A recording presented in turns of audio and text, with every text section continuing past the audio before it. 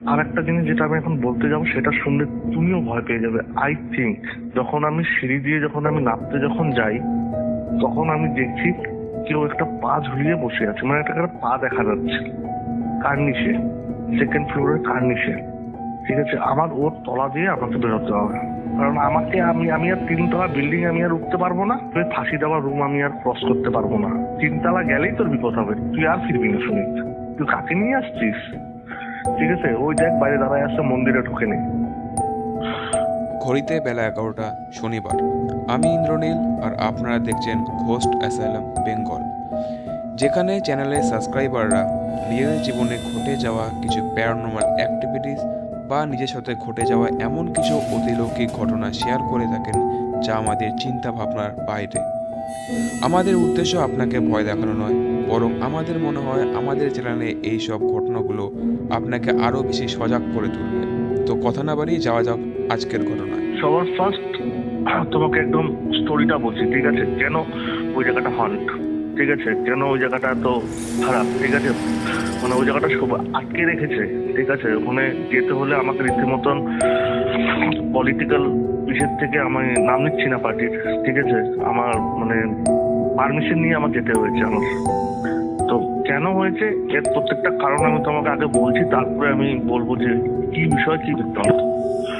সবার ফার্স্ট আমি যতদূর এটা শুনেছি যে এটা অনেক আগে কোনো একটা মেন্টাল একটা হসপিটাল ছিল, একটা অ্যাসাইলেম ছিল, ঠিক আছে। তো এখানে 5 জন সুইসাইড করে, মেন্টালি পেশেন্ট। ফার্স্ট, অনেক আগের কথা।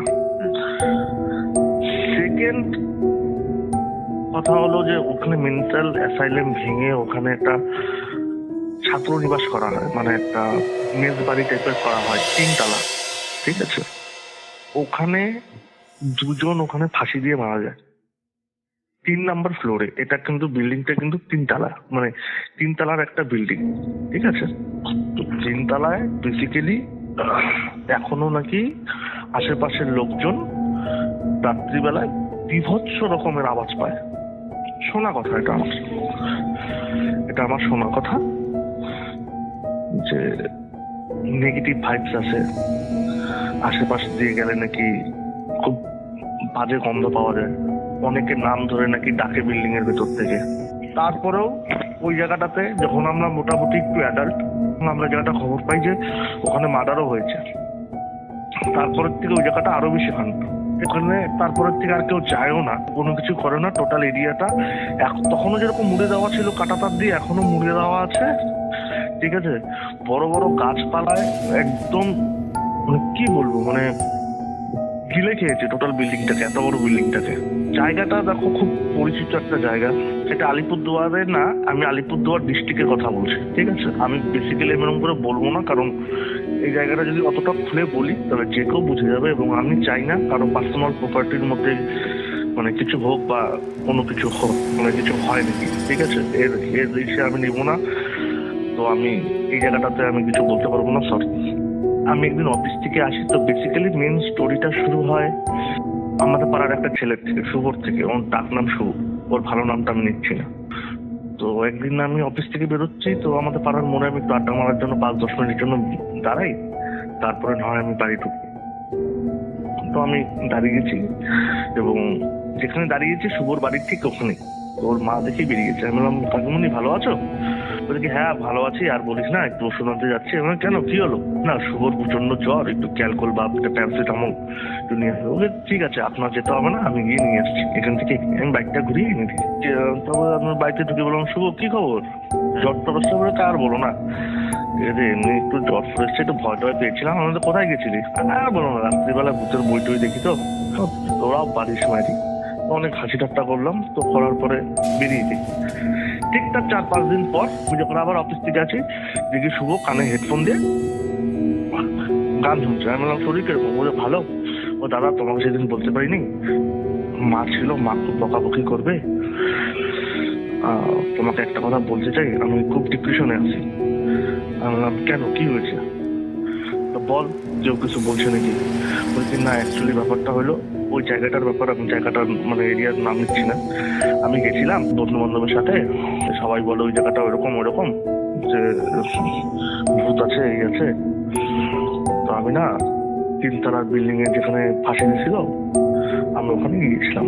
আর তখন কিন্তু আমি জানি না যে এখানে ফাঁসি করবো, ওর মুখ থেকে শোনা, ঠিক আছে। তো আমি ওখানে গিয়ে বিভৎস রকম আমি ভয় পেয়ে যাই, আর আমার মনে হয় যে আমার পিঠের উপরে কে জানি চেপে বসে আছে। তো আমরা দৌড়ে নামি। তো দুপুরবেলার থেকে আমার সেই দিনে দুপুরবেলার থেকে আমার জ্বর, ঠিক আছে। তো এগুলো কথা যদি মাকে বলি, মা তো বকবে যে তুমি একটু দেখবে। আর বেশি তারপরেই কিন্তু আমি তোমাকে একবার একটা কল করি আর ভিডিওটা তোমাকে সেন্ড করি, মনে আছে?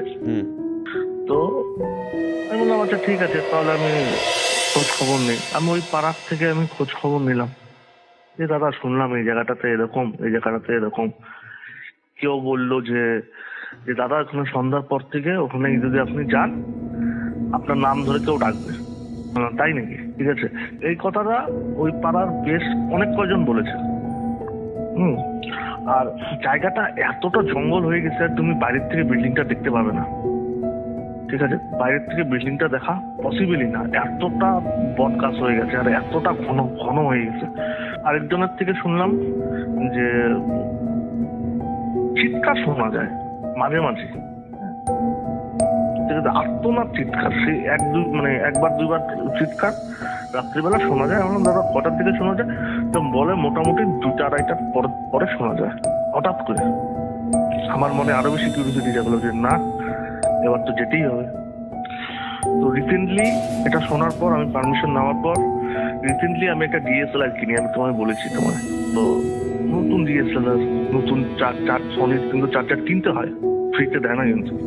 সনির চার্জারও আমি কিনেছি, ফুল চার্জ দিয়েছি। আমি কিন্তু ঠিক মতো সেটিংও জানি না, ঠিক আছে। আমি শুধু ক্লিক করতে শিখেছি। খুব জোর 50টা ক্লিকও আমি করিনি, হ্যাঁ, আমার নতুন ডিএসএলআরটা দিয়ে। তো আমার বেসিক্যালি মেন মোটিভ হলো যে আমি যাব, আমি কিছু ফটোগ্রাফ তুলবো, আর ওরা যে ভয় পাইলো, কেন ভয় পাইলো, আমি ওই জায়গাটা জিনিসটা আমি দেখতে যাবো, যে ওই রুমে ফাঁসিয়ে দিচ্ছে। হ্যাঁ, আমি সত্যি যাবো। শুধু সত্যি কথা বলতে গেলে আমি এটার জন্যই গেছি। আমি ঠিক আছে, দিনের বেলায় যাবো, দুপুর বেলা। আর আমার বাড়ির থেকে ওই জায়গাটাতে যেতে 5 থেকে 6 কিলোমিটার নর্মালি আমি যাই। ফার্স্ট কথা হলো যে আমি যখন ওখানে ঢুকি, যখন আমার ডিএসএলআরটা যখন আমি অন করি, আমার ডিএসএলআর অন হচ্ছে না।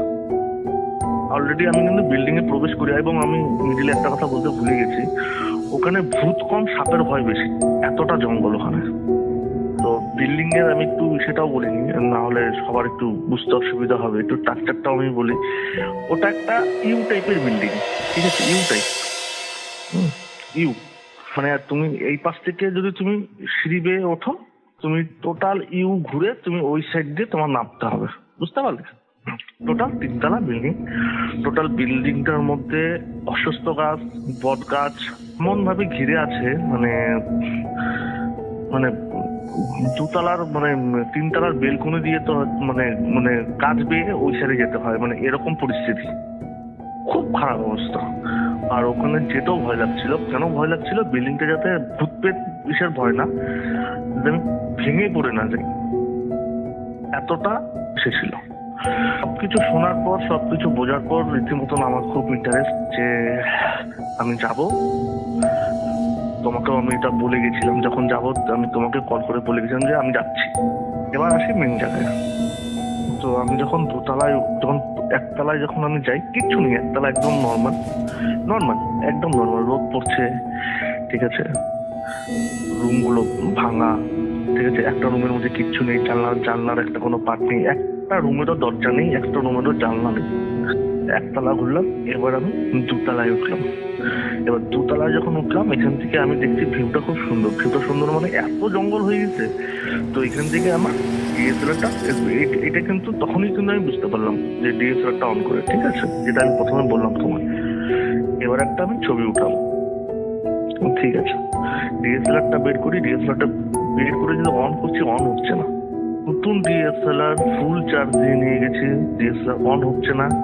তাও আমি কিছু মনে করিনি কিন্তু, ঠিক আছে, ঠিক আছে, হতে পারে হয়তো।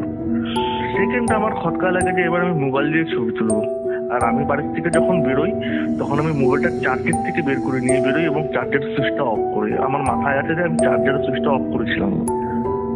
মোবাইলে 15% চার্জ, ঠিক আছে, তখন কিন্তু আমার মাথা ব্ল্যাঙ্ক, আমার কিন্তু মাথায় কিন্তু ভূত বা কিছু আছে এরকম কোনো কিছু নেই। ঠিক আছে, আমি ভেবেছি তাহলে হয়তো কারেন্ট চলে গেছিল কোনো কারণে, কিন্তু এটা হতে পারে না, কারণ মিডিলে দুবার যখন কল এসেছিল তখন আমি দেখেছি 67% চার্জ। ঠিক আছে, নিজেকে মিথ্যা কথা বলা যায় না। তো আমি রীতিমতন 2 নম্বর ফ্লোরটা ঘুরি। ঠিক আছে, তো 2 নম্বর ফ্লোরটা যখন মিডিল পয়েন্টে যখন আসি, যখন ইউ কাটিং তো বিল্ডিংটা যখন মিডিল পয়েন্টে আসি, হঠাৎ কেন জানি না আমার গায়ের পুরোটা লোম দাঁড়িয়ে গেল। দিনের বেলা কিন্তু তখন কিন্তু ম্যাক্সিমাম 3:30 বাজে এরকম হতে পারে হয়তো, ঠান্ডার দিন। আর ওটাকেও আমি দেখা করলাম।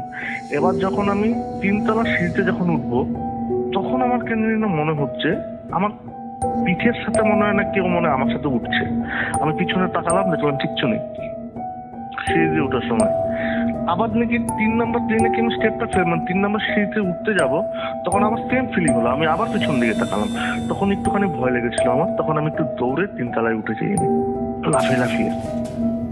এবার 3 তলায় যখন উঠলাম, ঠিক 3 নম্বর ঘরটা যখন আমি ঢুকি, বাজারের যেখানে মানে মাছ বাজার বা সবজি বাজারে যেখানে সব আবর্জনা গুলো ফেলে, এটা কত হয়তো একটা, ওই যে আমার এখনো বমি পাচ্ছে, ওই কতটা এখনো আমার নাকে এত ভাবে লেগেছে। যাই হোক, সেম গন্ধ, বিশ্বাস করো। আর এতটা গরম হাওয়া আমাকে ছুঁয়ে বেরিয়ে গেল, আমি রীতিমতো অবাক। ওখানে আমি কয়েকটা ফটো মোবাইলের 15% ছিল, দেখি তখন 8% আমার মোবাইলের ব্যাটারি। খুব তাড়াতাড়ি আমার ব্যাটারি যাচ্ছে। আমি কয়েকটা ক্লিক করি চারপাশে ওই রুমটার, যেই রুমে ফাঁসি হয়, মানে ফাঁসি দেওয়া হয় বেসিক্যালি, এটা তো আমি দেখিনি, তো শুনেছি আমি। ঠিক আছে, ওই রুমে যখন ঢুকি, কেন জানি না আমার মনে হলো মানে চোখের সামনের থেকে না মানে কিছু একটা ভ্যানিশ হয়ে গেল। ভ্যানিশ বলতে মানে সাডেনলি তুমি যদি একটা কোনো রুমে ঢুকো না, যদি মানে কিছু একটা ভ্যানিশ হয়ে গেল, মানে তোমার বলে বোঝাতে পারছি না। এটা একটা অনুভূতি। ঠিক আছে, মানে এটা একটা ফাঁকা ঘরের ঝুল পড়ে আছে, ঝুলগুলা উঠছে, ঝুলুগুলা উড়ে গেল। ঠিক আছে, এটা একটা মানে তুমি না দেখলে বুঝতে পারবে না, মানে বুঝতে পারছো আমি তোমাকে কি বলছি? তুমি জাস্ট শুধু তাকালে দেখবে যে ধুলোগুলো উঠছে। এখানে কোনো ধুলো উড়ার কোনো বিষয় না। আমি কিন্তু রুমে ঢুকিনি, আমি মানে দরজার বাইরে শুধু তাকিয়েছি, কারণ আমার মানে আমিও কিন্তু মানে ভয় পাচ্ছি তখন। ঠিক আছে, আর আমার শরীরটা আস্তে আস্তে খারাপ হতে শুরু করে, তখনই খুব ভারী হতে শুরু করে। ঠিক আছে, মোটামুটি আমার যতটুকু আমার এক্সপিরিয়েন্স আছে আমার আগের দুটো ঘটনা হবে। ঠিক আছে, তো আমি মনে করি যে এক হাতে তালি তো বাজে না। তো আমার মনে হচ্ছে দিনে তখন মোটামুটি 3:30 পৌনে 4টা বাজে। ঠিক আছে, আর ওই জায়গাটা এতটা ঘন, ঠিক আছে, প্রায় অন্ধকার হয়ে এসছে। এমনি শীতের দিন, না এবার বেরোতে হবে। এবার আমি যেখানে আছি, এখান থেকে আমাকে যদি বেরোতে হয়, আমাকে আবার সেই ঘুরে ওই জায়গা দিয়ে নামতে হবে। আমি ওই সিঁড়িটার ওখান দিয়ে আমি নামতে চাইছি না, মানে যেখানে আমার ওই অনুভূতিটা হয়েছিল। আমাকে আবার সেই অতটা ঘুরে যেতে হবে। এবার আমি যতটা দূর যাচ্ছি না, বিশেষ করে আমি যেতে পারছি না, শরীর চলছে না আমার। মনে হয় নতুন জিম করলে দেখবে শরীরগুলো যেরকম হয়ে যায় না, মানে কি আমার পাটা উঠালে ব্যথা করছে, মনে হয় হাতটা উঠালে ব্যথা করছে, মাংসপেশিগুলো ব্যথা করছে, এরকম মনে হচ্ছে আমার। ঠিক আছে আমি যাই, আমি বেরোই এখান থেকে। যখন আমি সিঁড়ির কাছ থেকে, যখন আমি 3 তলার থেকে যখন 2 তলায় যখন আমি নামবো, তুমি বিশ্বাস করবো না, আমার পা ধরে কে যেন উপর দিকে কে যেন সরকে দিল। ঠিক আছে, মানে আমি কিন্তু ভয় পাচ্ছি ওই সিচুয়েশনটাতে। ঠিক আছে, মানে তো আমি থপ করে আমি ফার্স্ট আমি সেটা নামি। এবার যখন আমি সেকেন্ড মানে পাঁচটাতে যখন আমি নামতে যাব, 2টা নামার পর আমার ঠিক আমার বা পাটা ধরে কে যেন উপর দিকে যেন 2 স্টেপ যেন সরকে দিল, আর এতটা জোরে ধরেছে, তার ছাপ এখনো আছে। ওই ছাপ নিয়ে আমি তোমার সাথে কথা বলছি। ঠিক আছে, আমি তোমাকে ওটা ফটো পাঠাবো। ওখান থেকে আমি কোনো রকম মানে মুখে যত ঠাকুরের নাম আছে ঠাকুরের নাম করে আমি ওখান থেকে সাপ থাকে, ব্যাং থাকে, কে থাকে, কি থাকে থাক, শুধু ডিএসএলআর ক্যামেরাটাকে আমি শুধু হাত দিয়ে ধরেছি, কারণ অনেক কষ্ট করে কিনেছি আমি, জাস্ট শুধু এরিয়ার থেকে আমি তুলেছি পেয়েছি, ঠিক আছে। আর খুব খারাপ ভাবে যখন আমি বেরিয়ে যখন আসি না, আমার কেন যেন মনে হচ্ছে আমার পিছন পিছন মনে হচ্ছে কেউ মনে হয় দৌড়াচ্ছিল। এটা আমার ফিলিংস বলছে আমার, ঠিক আছে। আমার আমার মানে আমার প্রত্যেকটা আমার শরীরের এখন যার মানে লোম আছে আমার সব দাঁড়িয়ে আছে আমার তখনকার সিচুয়েশনটা মনে করে। আমার দিনের বেলা তখন, ঠিক আছে, এরকম রাত্রের কথা নয়। বাড়িতে আসি রীতিমতন হাত পা ধুই, মোবাইলটা চার্জে লাগাই। ডিএসএলআরটা যখন আমি চার্জে লাগাই তখন আমাকে দেখাচ্ছে মানে আমার না মানে ব্যাটারির মধ্যে না এসে আছে মানে তোমার লাইট লাগানো আছে, ঠিক আছে। রেড মানে একদম ডেড, ঠিক আছে। যদি তোমার কমলা হয় তাহলে তোমার 20 to 30%, ঠিক আছে। যদি তো হলুদ হয় তাহলে তোমার 60 to 70 to 80%, ঠিক আছে। আর যদি ডিপ যদি হলুদ হয়ে যায় মানে মানে কি বলবো মানে কচি কলা পাতা কালার যদি হয়ে যায় তার মানে তোমার 100% হয়ে গেছে, ঠিক আছে। আমি যখন ব্যাটারিগুলো লাগাই তখন একদম ডিপ রেড। হ্যাঁ, বাড়ি থেকে চার্জ দিয়ে নিয়ে গেছিলাম। আর বাড়িতে যখন ঢুকি তখন আমার মোবাইলের চার্জ তখন 2%। বেসিক্যালি এটা আমি তোমার মুখ থেকে শুনেছি, ঠিক আছে। অনেক সময় তুমি আমার বলেছো যে এরকম জায়গায় নাকি যদি কোনো কিছু থাকে তো মানে ব্যাটারিটা ড্রেন আউট হয়ে যায়। তখন আমার মাথায় স্ট্রাইক করলো ঠিক তোমার এই কথাটা। তখন আমার ভয় লাগতে শুরু হলো। জুতো খুলেছি, হাত মুখ ধুয়েছি, পায়ের ওই জায়গাটাতে দেখছি একদম একদম কাল ছিটে দাগ হয়ে গেছে। আরো বেশি ভয় পেয়ে যাই আমি। এটা কিছুই না, এখন ভয় শুরু হবে। সন্ধ্যাবেলা হয়ে গেল, চাটা খেলাম। এবার সব থেকে ভয়ানক জিনিস হলো রাত্রিবেলা যখন আমি খাওয়া দাওয়া করে যখন শুই, এবার আমি মোবাইলটা ঘাঁটছি, ছবিগুলো আমি দেখবো। আমি তো ছবিগুলো করেছি, আমি ছবিগুলো দেখবো, ঠিক আছে। দেখে আমি ডিলিট করে দেবো, ঠিক আছে। মানে আমি বুঝে গেছি যে ওখানে কোনো কিছু একটা আছে, ঠিক আছে, নাহলে এত কিছু হয় না, ঠিক আছে। তো আমি ডিলিট করে দেবো। এবার আমি যখন দেখতে যাই, বিশ্বাস করবে না, আমার ফোনটা ওপোর ফোন, ক্যামেরা ফোন, আমার ফোনটার মধ্যে এত বাজে কোয়ালিটির ছবি কোনোদিনও ওঠে না। নর্মালি একটা ফোনে একটা ছবি উঠালে একটা ক্লিয়ারিটি থাকে, তো আমার ফোনেও ক্লিয়ারিটি আছে, ঠিক আছে, কিন্তু এত বাজে মানে ছবি কোনো সময় ওঠে না। এবার শুরু হয় রাত্রিবেলা নকিং। ঠিক 2টোর সময় আমার বাড়ির জানলার মধ্যে টাক টাক করে 2বার আওয়াজ হয়। এই নকিংটা কালকেও হয়েছে, আর এই নকিংটা হচ্ছে ঠিক 2:30টার পরের থেকে হচ্ছে। টক টক মানে ওটার মধ্যে কিন্তু ইসে আছে, মানে এটা একটা রিদম আছে, গ্যাপ আছে। টক টক এরকম না কিন্তু, টক টক। আর আমার না কাচের জানলা, আমার কাচের জানলা, তো কাচের জানলার মধ্যে কেউ নক করলে না মানে আওয়াজটা খুব রাত্রিবেলা খুব বাজে লাগে, মানে একটু ভালো শোনা যায়।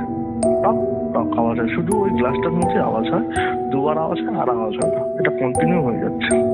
তারপরে রীতিমতন আমি চিন্তা করি যে না, এবার আমি যাব, কারণ আমি ভয় পাওয়ার ছেলে না। এবার আমি যাব, এবার বুঝে গেছি, ঠিক আছে। আমার দাদা করণীয় আমি করে নিচ্ছি, আমি দিনের বেলায় যাব, দাদা রাত্রিবেলা যাওয়ার আমার সাহস নিয়ে আমি পরিষ্কার বললাম। এবার দিনের বেলায় যখন যাই, এবার আমি আগের দিন যেখান দিয়ে ঢুকেছিলাম এবার আমি সেখান দিয়ে উঠিনি। এবার আমি ওখান দিয়ে উঠেছি যেখান থেকে আমার মনে হয়েছিল যে আমার পিছনে কেউ, মনে হচ্ছে আমার সাথে কেউ উঠছে। মানে আমি ইউ কাটিং, তো মানে আমি আগের বার যে সিঁড়ি দিয়ে উঠেছিলাম ওই সিঁড়ি দিয়ে আমি এবার যাইনি। এবার আমি টার্গেটই করে নিয়েছিলাম আমার 3 তলার, আমি এবার ওই মানে যেখানে দেখেছি আমি ওখানেই যাবো, আমি অন্য কোনোখানে ঢুকবো না, ঠিক আছে। মানে তখন আমার মানে কাল শীতের ডাক্তার দেখে না আমার রাগ উঠে গেছে। আমার এটা জেদ যে না আমি দেখবো কি আছে, কিউরিওসিটি। এটা আমার সত্যি কথা বলতে গেলে আমার সাহস নাই, সাহস বলবো না, আমার কিউরিওসিটি, না আমি যাবো, আমি আরেকবার যাবো। প্রাণপণে যখন দৌড়াচ্ছিলাম তখন আমার মনে হচ্ছিল যে এবার ডিএসএলআরটা নিবো না, যদি কোনো কারণে কোনো কিছু হয়ে যায় এটা সে করার মতন আমার ক্ষমতা নেই। আমি মোবাইল নিয়েই গেছি। সেদিনকার মতনই যখন আমি 2nd ফ্লোরে উঠি, 100% চার্জ নিয়ে যাই, প্রথম কথা মোবাইলের চার্জ আছে 21%, এতটা ড্রেন আউট করছে। সেদিন শনিবার, আমি শনিবার দিনই গেছিলাম, ইচ্ছা করে গেছিলাম। এবার যখন আমি দোতলায় যখন উঠি, যখন আমি দেখি মোবাইলটা আমার মানে প্রায় 21% চার্জ। আমার চুলগুলো একটু বড় তো, কানের পেছন দিকে না, মানে সামনের থেকে না, মানে একদম কানের যে লতিটা যেখানে থাকে ওখান থেকে মনে হয় কেউ যেন আঙ্গুল দিয়ে কেউ যেন, খুব ঠান্ডা, বিশ্বাস করবে, মানে বরফ মনে হয় কে যেন টাচ করলো, বা উপর থেকে মনে হয় জল পড়লো। এটা ফার্স্ট ফিলিংস আমার, ঠিক আছে। সাথে সাথে কানের হাত দিয়ে উপর দিকে দেখি, ভয় ভয় লাগছে আমার বলতে। এখন দেখি যে না, জায়গাটা বেশ ঠান্ডা হয়ে গেছে। এবার আমি আগাচ্ছি, আর আমার কেন জানি না আমার ফিলিংস হচ্ছে আমার ঠিক হাঁটুর নিচ থেকে কেউ যাতে হামাগুড়ি দিয়ে আসছে, এটা আমার ফিলিংস হচ্ছে। আমি বারবার পিছন ফিরে তাকাচ্ছি। ইভেন আমার এরকমও হয়, আমি কিছুক্ষণ বারান্দায় আমি দাঁড়াই, মানে এমন ভাবে দাঁড়াই যে যা আমি দুই পাশে যাতে আমি দেখতে পারি যে কি আছে না আছে, ঠিক আছে। কিন্তু আমি যতবার আমি মুড মানে আমি পেছন ফিরছি, আর অতবারই মনে হচ্ছে কেউ জানি আমার পেছনে জানি আসছে। আর আস্তে আস্তে আমার সারা শরীরটা ভারী হয়ে যায়, একদম পরিষ্কার। এইটা তোমার ম্যাক্সিমাম টাইম বলছি বিল্ডিং এ ঢোকার 25 থেকে 30 মিনিটের পর কথাটা আমি তোমার বলছি, মানে এই ফিলিংসটা আমার হচ্ছে 25-30 মিনিট।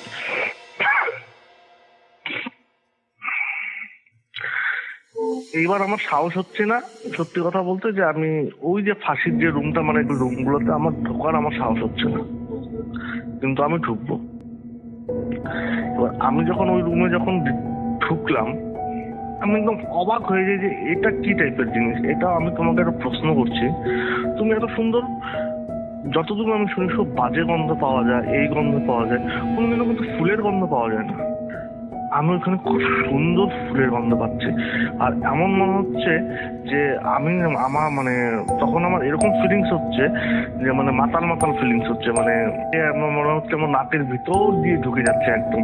আমি একটু ফিল করতে পারছি গন্ধটাকে, বুঝতে পারছো তো, যেরকম ধূপের গন্ধ এরকম কড়া লাগে, ঠিক ওইরকম ফিল হচ্ছে। খুব সুন্দর মিষ্টি গন্ধ, ওইরকম গন্ধ আমি কোনোদিনও এত দামি দামি পারফিউম ইউজ করি, কোনোদিনও এত সুন্দর গন্ধ কোনোদিনও পাইনি।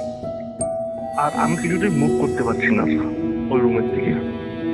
আমার মাইন্ড বলছে যে গন্ধ শুনিস না, তুই বেরো, ঠিক আছে, কিন্তু আমার বডি হেলছে না, কাজই করছে না আমার বডি।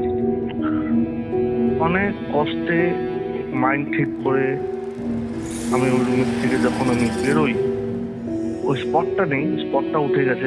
আমার ঘাড়ের পিছনে 4টা আঙ্গুলের দাগ আছে। এটা আমার ওয়াইফ এখন ঘুমিয়ে গেছে, নাহলে আমি আমার ওয়াইফকে ফোনটা দিয়ে আমি তোমাকে বলতাম।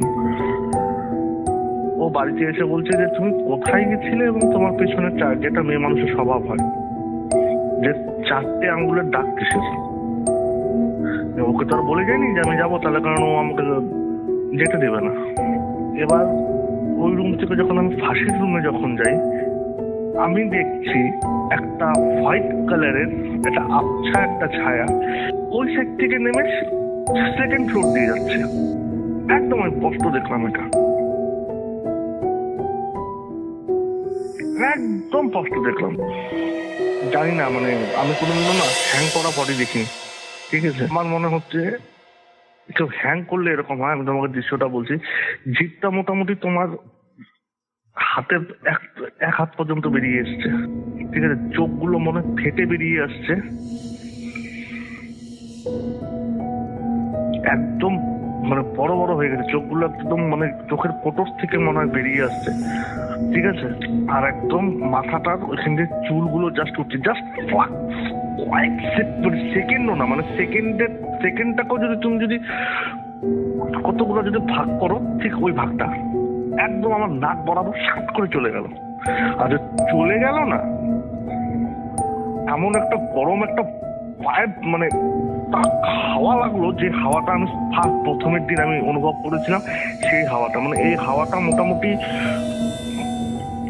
মানে কি বলবো তোমায়, তোমাকে আমি মানে বলে বোঝাতে পারবো না। এবার সব থেকে বড় বিষয়টা হলো, এবার আমি বাড়ি যাব, আর আমি যে পজিশনে আছি সেটা হলো ইউ এর মিডিল পজিশন। ওই অবয়বটা যেদিকে গেছে ওই দিকে তো আমি জীবনেও যাব না, জীবনেও যাব না। আর আমি 3rd ফ্লোর থেকে আমি যখন আমি দেখলাম ওই অবয়বটা ওই সিঁড়ির ওইখানে আছে, মানে ওইখানে আমি দেখছি আমার এন্ট্রান্স কিন্তু হয় এখান থেকে উঠতে হয়, এটা কিন্তু 15 দিনের বিল্ডিং, এখানে কিন্তু অন্য কোনো এন্ট্রান্স নেই কিন্তু, ঠিক আছে? এই পাশ থেকে উঠলে ওই পাশ দিয়েই তোমাকে নামতে হবে, মানে দুই সাইডে সিঁড়ি, ইউ কাটিং, বুঝতে পারলে? এবার 3 তলায় আমি একা। এবার তুমি আমার চিন্তা করো আমার অবস্থাটা কি।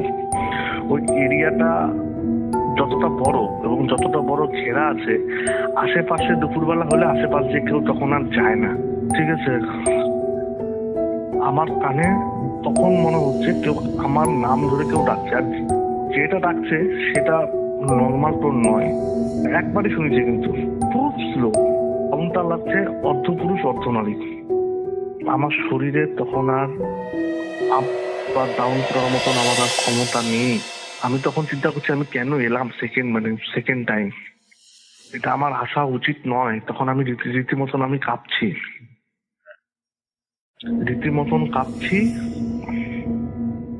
আর একটা জিনিস যেটা আমি এখন বলতে যাবো সেটা শুনলে তুমিও ভয় পেয়ে যাবে আই থিঙ্ক। এখন আমি সিঁড়ি দিয়ে যখন আমি নামতে যখন যাই, তখন আমি দেখছি কেউ একটা পা ঝুলিয়ে বসে আছে, মানে একটা পা দেখা যাচ্ছে কার্নিশে, সেকেন্ড ফ্লোরের কার্নিশে, ঠিক আছে? আমার ওর তলা দিয়ে আমাকে বেরোতে হবে। তখন কিন্তু আমি দোতলায়, এবার মানে ওখান থেকে নেমে আমি দোতলায় যখন নামছি, তখন আমি কার্নিশে দেখছি কারো পাটা ঝুলছে। আমি কিন্তু এখন নামিনি, যত ক্ষমতা ছিল, যত জোর ছিল, কারণ আমি আর 3 তলা বিল্ডিং আমি আর উঠতে পারবো না, ওই ফাঁসি দেওয়ার রুম আমি আর ক্রস করতে পারবো না, এটা আমার দ্বারা হবে না।